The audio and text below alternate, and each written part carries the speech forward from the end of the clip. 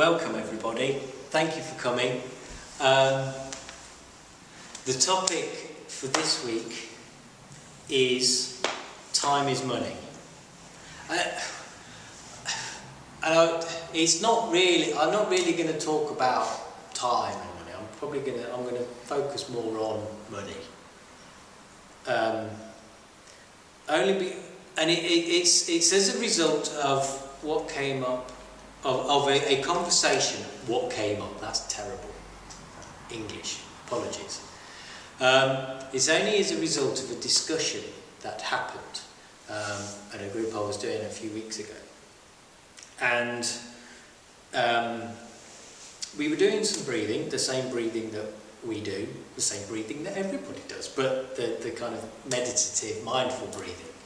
And whilst we were breathing, I made the comment that the breath we take now is the same breath that you would take whether you had £1 million in the bank or £0 in the bank. You know, just to make it thing. And then one of the people that was involved in the workshop said to me, "Well, no, my breathing is different. They'd had money concerns in the not too distant past, and as a result of that, they'd found that it affected their breathing." So I'm assuming that, you know, there was a kind of panic attacky type anxiety situation happening as a result of worrying about money. And we've talked on many occasions about sources of anxiety generally being things that have happened in the past or things that may happen in the future. But also it would seem that our financial situation is also a great cause for stress and anxiety. I know myself, I've been in the situation, I'm not well off, but there have been situations in the past where money's been tight, and it is a concern. In this modern world, we all feel that we need to have an abundance of it in order to be happy, in order to be able to survive, I suppose. So it can be a great source of stress and anxiety. So we'll talk about that a little in a moment, and we'll see where it goes. But we should start with an exercise. And for a change, we did it before, but we'll do it again, and we'll do a sort of the peripheral vision meditation. So we did this before. All I would ask that you do is you pick a point, something to look at, and then as you relax and as you focus on that point, you just allow your awareness to spread, so that you become aware of not just that point that you're fixed on, but also the periphery, what you can see around that. So for the next few moments, I will just ask you to, and you can look up or you can look down. It's probably easier if you look up slightly. Just pick a point, fix your awareness on that point, and then for the next few moments, as you relax, as you become aware of that point that you're looking at in this moment, you just allow your awareness to spread outwards and become aware of what's happening in the periphery.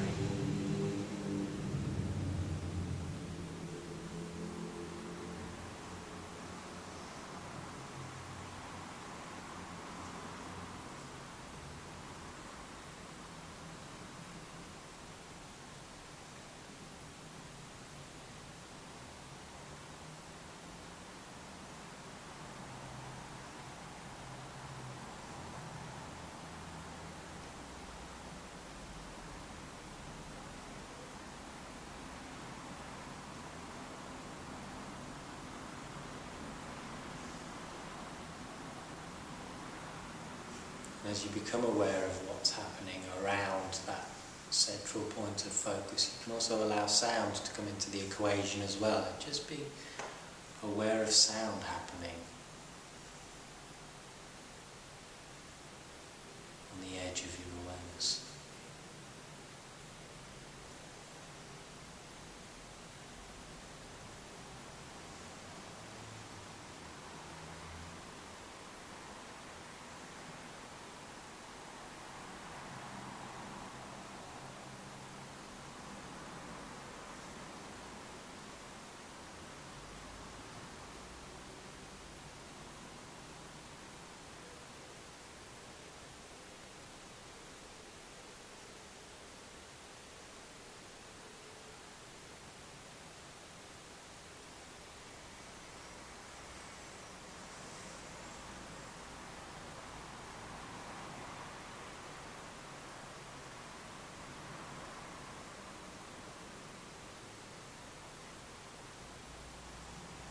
Good. When you're ready, you can relax. It's an interesting one, though. I always find it quite strange. Everything starts to blur a little and it gets difficult to maintain. I used that one a couple of weeks after we practiced it in here. Yeah. I had a bit of an incident, not an incident, no, I don't know what you call it. A moment. Yeah, it was a moment, it was a long moment. It was, I bought another car and filled it up with petrol and it started leaking out the bottom of the tank. Oh dear.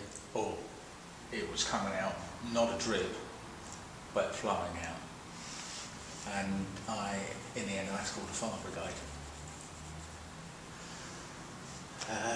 I'm not going to go all through the story, but the fire brigade stayed for about an hour, were very good. Then I drove away to try and, I'm going to be like a pilot now, jettison some fuel. Yeah. Jettison. So I went to the sandwich and back from Dover. That was you, was it? Yeah, it was me, yeah. Trying to get rid of some fuel really, because they thought I'd overfilled it, we thought I had.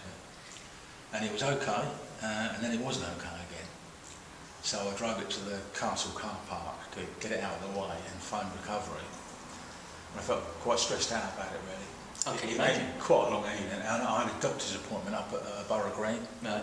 which I had to make phone calls about, and I had lots of phone calls to make. And I thought, what can I do while I'm waiting for this man for about an hour? Not for an hour, but I concentrated on the flag in top of the castle. And it was quite good actually, because it took me away to be aware. And also there was traffic coming past as well, but I was still looking at the flag blowing. Yeah. And I would say it worked really. Good. It worked. It Good. took my focus to there and not to what was going on. Yeah. So it was good. Well, good. I suppose it enabled you to accept the situation that you found yourself in, because there's not a lot you could have done about it. No. And so accept that, and then Yeah, it was good. So. Good. Well, I'm pleased to hear that. Excellent. So yes, there can be many solutions for stress, and this evening we're particularly going to look at money, finance. Now we could just bring it back to the past and the future. You know,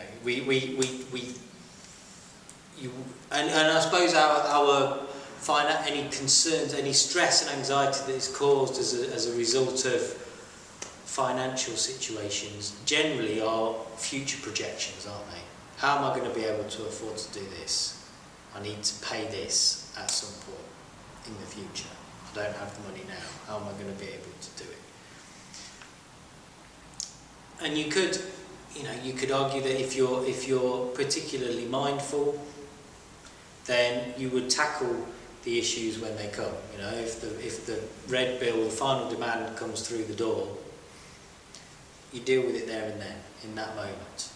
You open it, you act, rather than folding it up, putting it in a drawer, and then allowing yourself to keep returning to it, and allowing yourself to build the anxiety.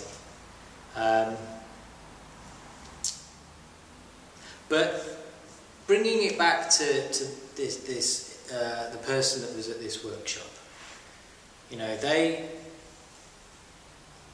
the time I didn't respond as well as I might have done, I don't think, because they expressed the fact that it affected their breathing, and they obviously they didn't see that the stress and anxiety they felt was as a result of their own response to the situation. It wasn't because of the situation, it was the way that they were responding to it. For them, it was very much this overwhelming, continuing situation, and that was having this direct effect on them, rather than the way that they were reacting to it and responding to it. Because some people could have been in a similar situation and it wouldn't have caused them any stress or anxiety whatsoever. But then, subsequent to that, and based upon something that I read, and this is the response that I should have provided, and this is what I'm offering to you guys today, is in terms of what is the price, what cost, what financial value would you place on your happiness and stability? If I were to say to you, right, I'm going to buy from you now your happiness and your stability.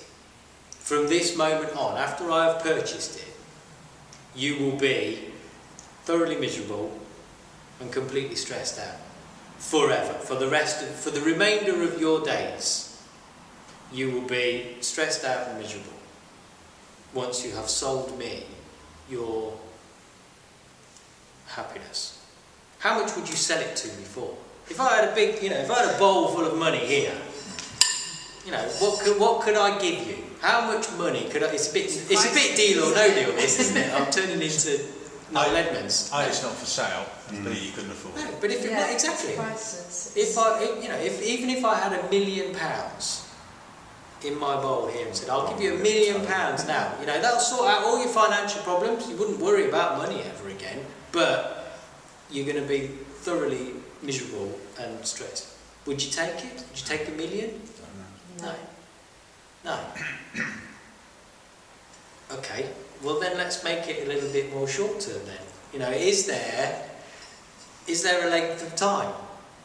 Could I buy your happiness and contentment and peace for a year? If I said you're going to have a year of being thoroughly stressed, miserable and not at peace, would you sell me a year's worth of that? No. No way. Nick's thinking. I've been looking at I've been miserable for years. I could do it again for another year. Too painful. And yet, It's the recovery afterwards, isn't it? It's just... And yet, if we think about occasions when we have sold our happiness and our peace for petty amounts, you lose a tenner.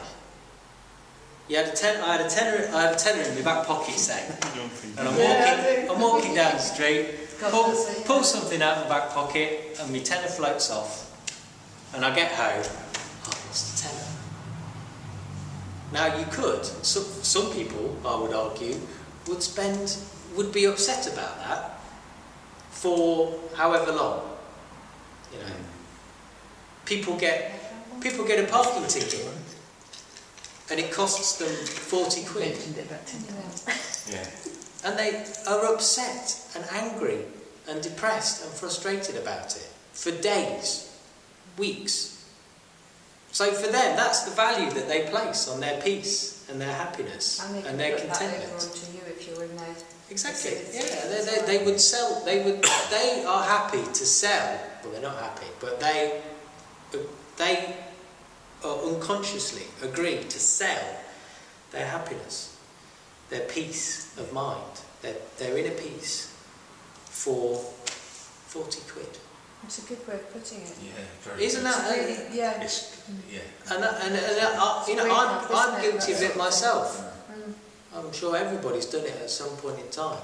you've lost some money, and you allow that to sell your peace and your happiness and your contentment. And yet, as we've just, all pretty much agreed here, you wouldn't choose to. You wouldn't particularly choose to sell it, or if you were going to sell it, as Nick was contemplating, it'd be a lot of money, wouldn't it? Yeah. It would be. And also hanging on to something like in the past, aren't you? I know, you think temporary, isn't it? House. Yeah, whatever, But you do, and then you hold on to that, and it's something from the past. You sell it in the past, and then you allow that to continue. Could be a penny. Could be. Someone could have. You may have thought that someone's charged you the wrong money. Yeah, exactly. You get shortchanged. I'm sure it was not a pound. It's at 99p. Yeah. And just thinking about that, and We've all been shortchanged at some point. go back to it till maybe. We all get shortchanged at some point in time, and it causes us so much angst. It's a personal affront to us. And yet, what we do then is just sell our peace.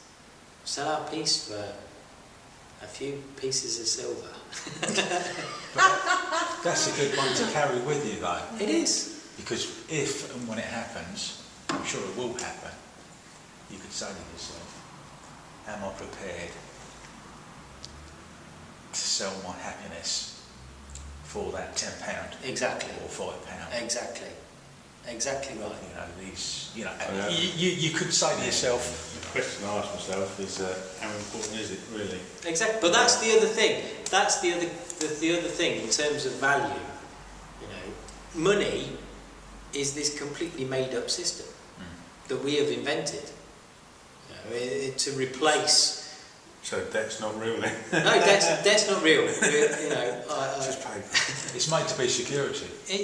If you look at a note, Promise. it's a promise.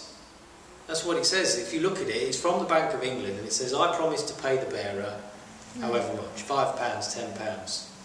It's just a promise written on a bit of paper, based upon some made-up system that we've devised because we can no longer walk around with bags of corn and chickens or eggs or whatever it is that we used to barter with.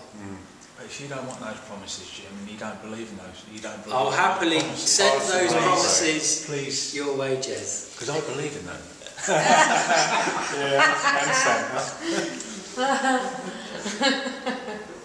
No, I think it's great what you said tonight. I really do. So you're happy to sell your peace and your happiness for a promise. You could A promise from somebody you've never met and never will meet, whoever the current governor of the Bank of England is. Canadian. You could say, I know I'm coming in again. You could say, how much do I get paid an hour?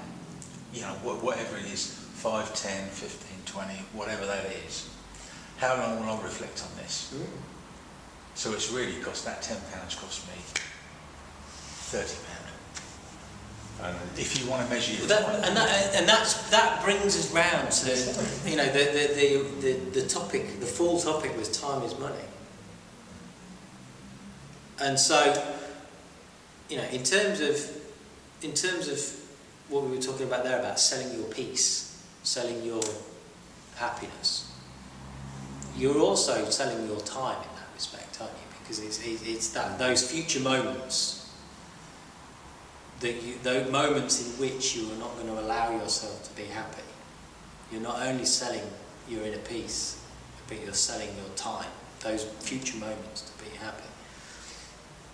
Now, time you spend worrying. Yeah, the time you spend worrying, the time you waste. Sleeplessness. Yeah. And it brought the other thing that made me think was kind of the reasons why I started this group.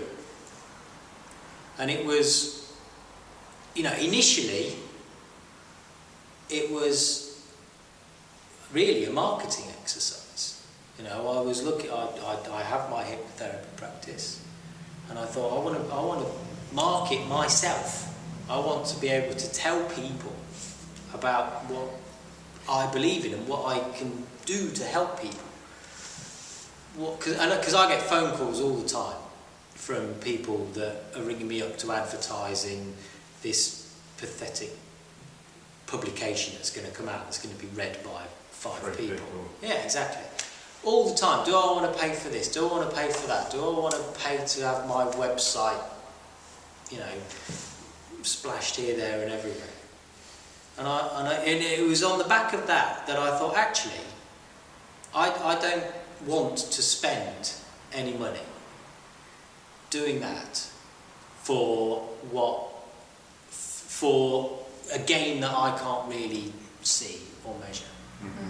So I thought, well, what I can give is my time. I've got plenty of it. I hope I've got, but you know, I have. This moment, there's always this moment. You know, there's an abundance of moments. I can give that freely. You know, there's no financial cost to me to come here on a Wednesday for 3/4 of an hour and talk to people, and so originally that's what it was. I thought, well, I'll do that. I'll give some of my time. That will be my payment as a way of marketing me. But then very quickly, it stopped being that. You know, and I don't want you to think that you are here as part of some marketing exercise, because very quickly, in fact within the first week, it became a really enjoyable thing. And actually, I get a huge amount from it. You know, it's not about what I can give to you at all. It's as much about what we share as a group, not about what I get from you, but what we all share together when we talk and discuss and have our little meditation. And you can't buy that, actually. We as we were just talking about a moment ago, putting the value on that. I couldn't put a value on it in terms of the insight that it has enabled me to develop about myself and about what I believe and understand about mindfulness and about the present moment. So much of that has developed through doing this group. You know, when the group started, I knew stuff about mindfulness, and there was stuff I believed and understood about mindful practice.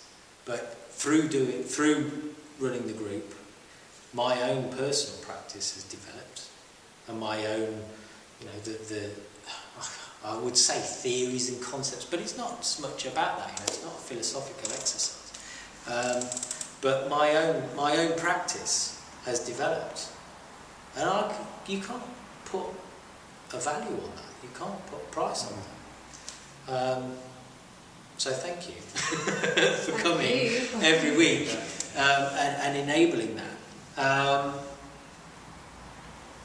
And the present moment, you know, this moment, we talk no end about how this is the only moment, how everything exists in this moment. All the objects, all the life, all the energy in the world, it all exists now. And so in terms of value, because that's what, you know, ultimately money comes down to value, doesn't it? It's what something is worth, whether it's, you know, whether you're getting paid for your time, it's how somebody values your time. Whether you're buying a house, it's how much you value that house at in terms of what it's worth, in terms of how many of those promises you have to give to obtain that. And you couldn't put a price, you couldn't set a number of promises on the value of just this moment, you know, because this moment is all there is. This moment is everything. It's all contained within this moment. So this moment is the most valuable, precious thing that there is. and yet it's freely available.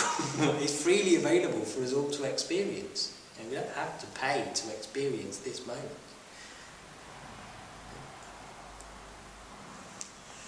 So you can't put a value on it. I think it would be different. I think different cost or different promise to each individual. If you said to a person who's going through a really bad time and can't escape from it mentally, I'll take you somewhere for an hour and you'll forget all about that. And it won't cost you anything except an hour of your time.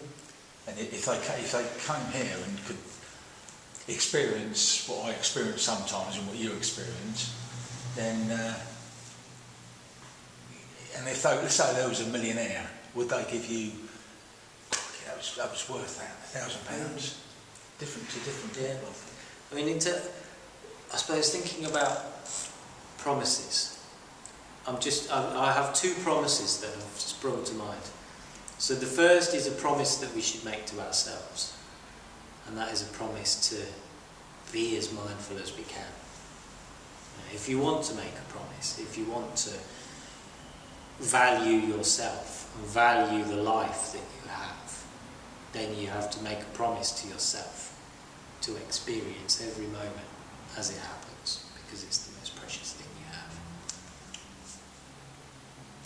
And then, if you do want to be generous and give something to others, then the most valuable promise that you can make is to be mindful with them.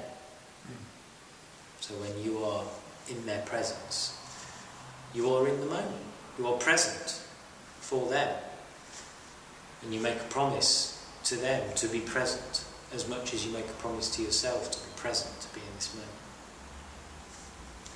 And that is the most important, I suppose, the most valuable transaction that you can possibly make. There was something else I was going to say, but it's drifted off, so it obviously wasn't that valuable. If I've let go of it. Yeah. Okay. Let's breathe.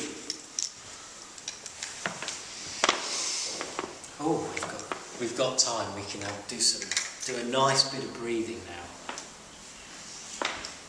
The most valuable breathing you will ever do.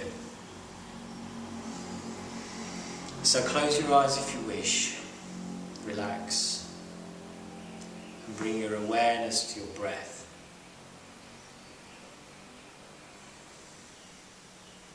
And aware of breathing in. Aware of breathing out.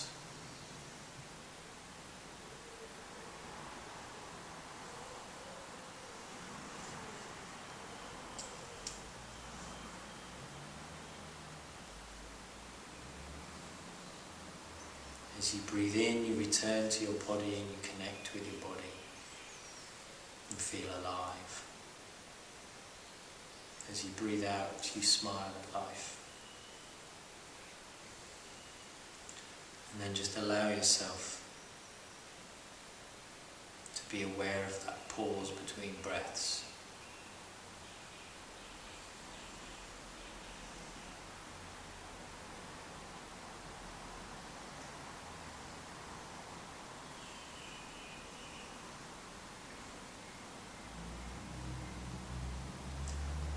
Be aware of the value of that pause.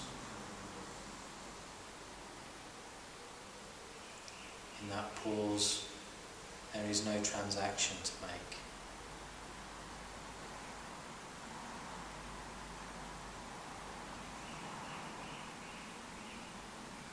In that pause, there's no promise to make.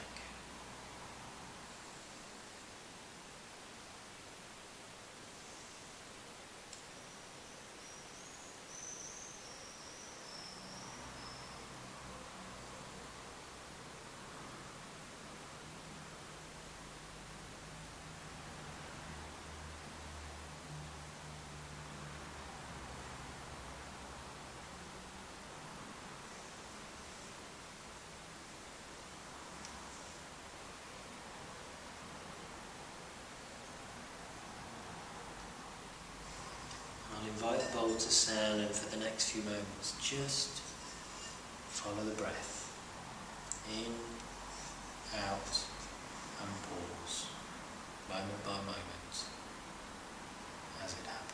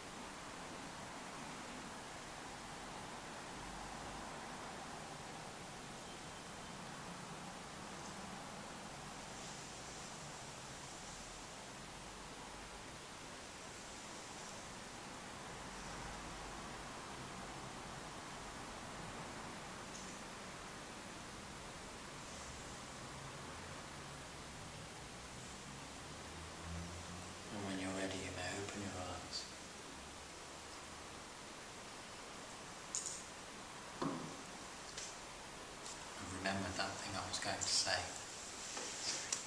And it's something that I thought before, a while back, which is quite, I suppose, appropriate. And that pause between breath, when everything is still, and you can connect with that inner peace and that stillness, and you're absolutely in the moment, for me is absolutely priceless, isn't it? It's just, you can get so much peace, but also so much power from that. And it's so, as an experience, it can be very profound and very valuable, absolutely priceless. And in terms of, if that encapsulates mindfulness, just that awareness of the peace and the silence and stillness of that pause between breaths, as a product, it's the perfect product. It's incredibly powerful. It's something that can be absorbed by everybody. It's not like Marmite, as we were talking about earlier, where some people like Marmite and some people don't like Marmite. If you're selling something to people, you could sell it to everybody, because everybody can enjoy it. You can't sell it, it's free. But you can't sell it. It's free. All you have to do is just be aware of it. Anywhere you want to go. And there is an infinite supply of it. It's always there. It costs nothing to manufacture. It has zero carbon footprint. The emissions and the it costs. No side effects. It involves there's no side effects that aren't completely positive. It doesn't involve child labour. or unfair trade, or there's no health and safety implications. It's the perfect product. It costs nothing to make. It's infinitely available, and it can be enjoyed by everybody. But yet it's free. You can give it away. I can't even give it away. All I can give away is just You give the way away. enable people to bring their awareness to this perfect product. But you can't productize, you can't productize the present moment. Not even Coca-Cola would be able, in all their marketing prowess, would they be able to productize. Or maybe Apple are doing it. Maybe they are. Maybe there's the I moment.